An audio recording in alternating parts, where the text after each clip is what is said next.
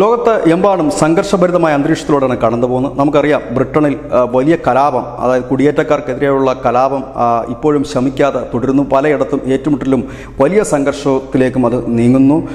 Iran Israel സംഘർഷം, അതിനിടയിലാണ് നമ്മളുടെ അയൽ രാജ്യമായ ബംഗ്ലാദേശ് വലിയ സംഘർഷത്തിലേക്ക് നീങ്ങുന്നത്. അവിടുത്തെ ഭരണാധികാരി തന്നെ രാജ്യം വിട്ടു പോകേണ്ട ഒരു സാഹചര്യം, ആ വീട് കൊള്ളയടിക്കപ്പെടുന്ന സാഹചര്യം, അങ്ങനെ എല്ലാ അർത്ഥത്തിലും അഴിഞ്ഞാടുകയാണ്. ഈ ബംഗ്ലാദേശിൻ്റെ ഈ ഇപ്പോൾ നടക്കുന്ന സംഘർഷത്തിനോടനുബന്ധിച്ച് കുറച്ച് ദിവസങ്ങൾക്ക് മുമ്പ് അമേരിക്കയിലെ ബംഗ്ലാദേശ് ഹൈക്കമ്മീഷനിലേക്ക് ഇപ്പോൾ കലാപം നടത്തുന്നവർക്ക് പിന്തുണയുമായി ഒരുപറ്റം ആൾക്കാർ ഇരച്ചു കയറി ആ ഓഫീസിലുള്ള ഷേഖ് ഹസീനയുടെ ചിത്രം ഉൾപ്പെടെ നശിപ്പിക്കുന്ന ഒരു വാർത്ത നമ്മൾ അന്തർദേശീയ തലത്തിൽ കണ്ടു.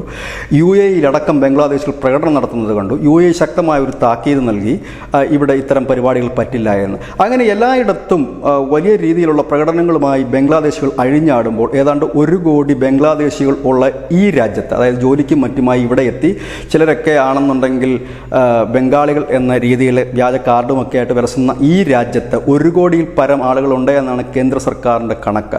ആ 1 കോടി പേര് ഉള്ള ഈ രാജ്യത്ത്, എന്നാൽ അവരെ പിന്തുണയ്ക്കാൻ അനവധി സംഘടനകൾ ഈ രാജ്യത്ത് ഒരു പ്രകടനം പോലും എന്തുകൊണ്ട് നടന്നില്ല എന്ന് ചോദിക്കുന്നിടത്താണ് മോദി ദുർബലനല്ല എന്ന് പറയേണ്ടി വരുന്നത്.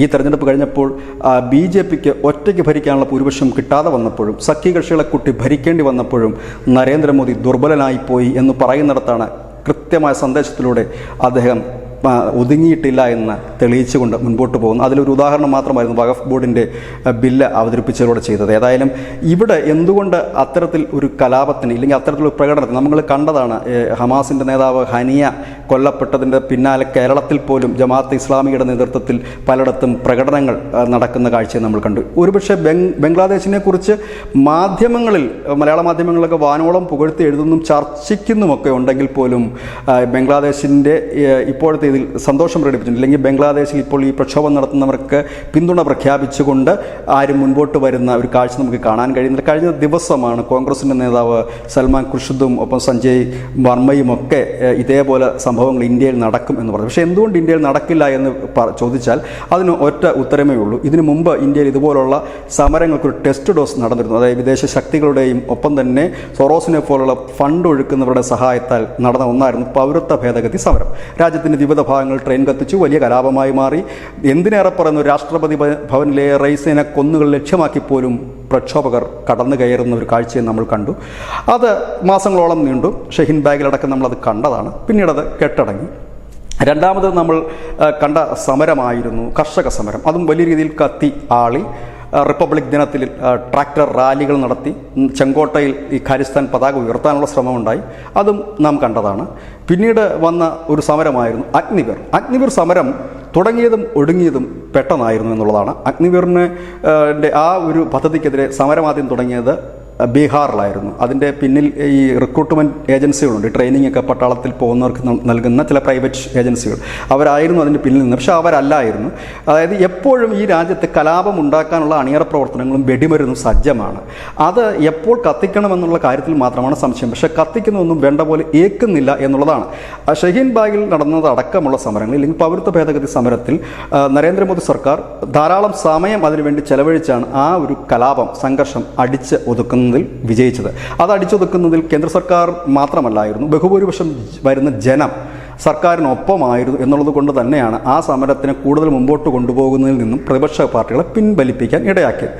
രണ്ടാമത്തേത് കർഷക സമരമാണ്. കർഷക സമരം കോവിഡ് കാലത്ത് ഏറ്റവും ഭീഭത്സമായ മുഖം കാട്ടുകയുണ്ട്. ഓക്സിജൻ സിലിണ്ടറുകൾ പോലും തടയപ്പെടുന്ന രീതിയിലേക്ക് മാറുകയും റിപ്പബ്ലിക് ദിന പരേഡിൽ അഴിഞ്ഞാടുകയും ചെയ്തു. ഏതായാലും ചെങ്കോട്ടയിൽ കൊടി ഉയർത്താൻ പോയ ആ യുവാവ് അപകടത്തിൽ മരിക്കുകയും ചെയ്തു. ഒരു കാർ ആക്സിഡൻറ്റിലായിരുന്നു അദ്ദേഹം മരിച്ചത്. അജ്ഞാത ശക്തികളാൽ കൊല്ലപ്പെട്ടതാകാം, ഇല്ലെങ്കിൽ ഒരു വാഹനം ഇടിച്ചത് മരിച്ചതാണ്. ഇന്നും എന്താണ് കാരണമെന്ന് അറിയില്ല. ഏതായാലും ആ സമരത്തിൻ്റെ യഥാർത്ഥ മുഖം വെളിച്ചത്ത് കൊണ്ടുവരുവാൻ അല്പം വൈകിയെങ്കിലും കേന്ദ്ര സർക്കാരിനായി ഖാലിസ്ഥാൻ്റെ പിന്തുണയോട് കൂടിയാണ് സമരം നടക്കുന്നത് എന്നുള്ളതിൻ്റെ പല പല തെളിവുകളും പുറത്തു വന്നു. പിന്നീട് വന്ന ഒരു കലാപശ്രമമായിരുന്നു അഗ്നിവീർ പദ്ധതിയുടെ. കേരളത്തിൽ പോലും അതിന് പ്രകടനങ്ങളൊക്കെ നടക്കുകയുണ്ട്. പക്ഷേ കലാപം നൊടിയുടെക്കുള്ളിൽ അടിച്ചൊതുക്കപ്പെട്ടു എന്ന് മാത്രമല്ല, കലാപത്തിന് ഇറങ്ങിയവരുടെയൊക്കെ കുടുംബം കുളം തോണ്ടി. കാരണം റെയിൽവേക്കും പൊതു രംഗത്ത് വരുത്തിയ നാശനഷ്ടങ്ങൾക്കുമൊക്കെ കോടികൾ കൊടുക്കേണ്ട അവസ്ഥയിലേക്ക് എല്ലാവരും ജയിലടക്കപ്പെട്ടു. കുറഞ്ഞ പക്ഷം അഗ്നിവീർ പദ്ധതിയിൽ ചേർന്നിരുന്നെങ്കിൽ 4 വർഷമെങ്കിലും പണി കിട്ടേണ്ടിയിരുന്നവർ ഇപ്പോൾ ഈ പണിക്ക് പോയത് മൂലം ജയിലിൽ നിന്ന് പോലും ഇറങ്ങാൻ കഴിയാത്തൊരു സാഹചര്യമാണ്. ഇതിൽ നിന്നെല്ലാം കേന്ദ്രം പാഠം പഠിച്ച് ഉടനടി ചെയ്ത ചില കാര്യങ്ങളുണ്ട്. ഒന്ന്, ഈ പൗരത്വ ഭേദഗതി സമരത്തെ തുടർന്ന് 2ാം പൗരത്വ ഭേദഗതി സമരം തുടങ്ങുവാനായിട്ട് പോപ്പുലർ ഫ്രണ്ട് ഉൾപ്പെടെയുള്ള സംഘടനകൾ പ്ലാൻ ചെയ്തതിന് തൊട്ടു പിന്നാലെയാണ് പോപ്പുലർ ഫ്രണ്ടുകാരെ പൊക്കി തൂക്കി അകത്തിട്ട് സംഘടന തന്നെ നിരോധിച്ചത്. ഈ അഗ്നിവീർ പദ്ധതിയിൽ അടിച്ചൊതുക്കി അതിൽ ഉള്ളവരുടെ പേര് വിവരങ്ങൾ പുറത്തിട്ടതോടുകൂടി 48 മണിക്കൂറുകളിൽ അഗ്നിവീർ സമരം കെട്ടടങ്ങി. കർഷക സമരം വേണ്ട രീതിയിൽ കത്തി പടരാതെ പോയി. കാരണം അവരുടെ പൊള്ളത്തരം ജനത്തിന് മനസ്സിലായി. കാരണം ഭീകരന്മാർ തന്നെ വന്ന് നേരിട്ട് തങ്ങൾ കൊടുത്ത ഫണ്ടിൻ്റെ കണക്കും കാര്യങ്ങളും പറയാൻ തുടങ്ങിയതും അവർക്ക് പിന്നിൽ ചില ലക്ഷ്യങ്ങളുണ്ട് എന്നുള്ളത് കൊണ്ടും അതിൻ്റെ പിന്നിൽ ചില പൊളിറ്റിക്കൽ പാർട്ടിയും ഖാലിസ്ഥാൻ സംഘടനകളാണെന്ന് ജനങ്ങൾക്ക് വ്യക്തമായതുകൊണ്ടും ഇപ്പോൾ ആ സമരം പൂർണ്ണമായി തന്നെ തകർന്നു. പക്ഷേ ഇപ്പോഴും അതിന് കനൽ അണയാതെ നോക്കുന്നതിന് വേണ്ടിയിട്ടാണ് ഹരിയാനയുടെ ശംഭു അതിർത്തിയിലും മറ്റുമൊക്കെ അവർ ഇടയ്ക്കിടയ്ക്ക് ചില പ്രക്ഷോഭങ്ങളുമായി മുമ്പോട്ട് വരും. ഇപ്പോഴിതാ വീണ്ടും ഒരു പ്രക്ഷോഭത്തിന് കളമൊരുങ്ങുന്നു. അത് വഖഫ് ബോർഡാണ്. ഇതൊരു ടെസ്റ്റ് ഡോസാണ്. 2024 തെരഞ്ഞെടുപ്പിൽ പ്രതിപക്ഷ പാർട്ടിക്ക് കുറച്ച് ഊർജ്ജം ലഭിച്ചിരുന്നു. അതായത് അവർ നടത്തിയ പ്രചരണങ്ങളിൽ, കുപ്രചരണങ്ങളിൽ മറ്റുമൊക്കെ അവർക്ക് കിട്ടിയ എനർജി റിഫ്ലക്റ്റ് ചെയ്തൊരു തെരഞ്ഞെടുപ്പായിരുന്നു 2024. അതിൽ നിന്ന് ഊർജ്ജം കൊണ്ടിട്ട് ആദ്യമായിട്ട് അവർ കേന്ദ്ര സർക്കാരിനെതിരെ തുടങ്ങുന്ന ഒരു വലിയ പ്രക്ഷോഭമാണ് ഈ വഖഫ് ബോർഡ് ബില്ലിനെതിരെ നടത്തുന്ന ഈ പ്രക്ഷോഭം. ഇത് ടെസ്റ്റ് ഡോസാണ്. ഇത് ക്ലച്ച് പിടിച്ചാൽ ഒരുപക്ഷെ അത് വലിയ രീതിയിൽ തന്നെ അവർക്ക് മുമ്പോട്ട് കൊണ്ടുപോകാൻ കഴിയും. ഇവിടെ 2 വിഷയങ്ങളുണ്ട്. ഒന്ന്, ഈ ബംഗ്ലാദേശ് വിഷയത്തിലടക്കം ഈ കോൺഗ്രസ് നേതാക്കൾ നടത്തിയ പ്രതികരണം അത് ജനങ്ങൾക്കിടയിൽ ഒരു വലിയ പ്രതികരണം ഉണ്ടാക്കിയിട്ടുണ്ട്.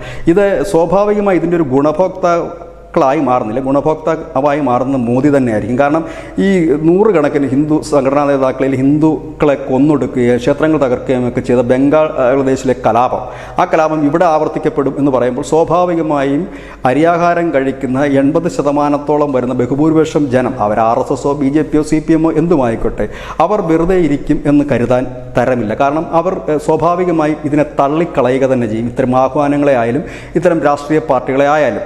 അതുകൊണ്ടാണ് പൗരത്വ ഭേദഗതി സമരത്തിന് ശേഷം നടന്ന തെരഞ്ഞെടുപ്പിൽ BJP ജയിച്ചു കയറി.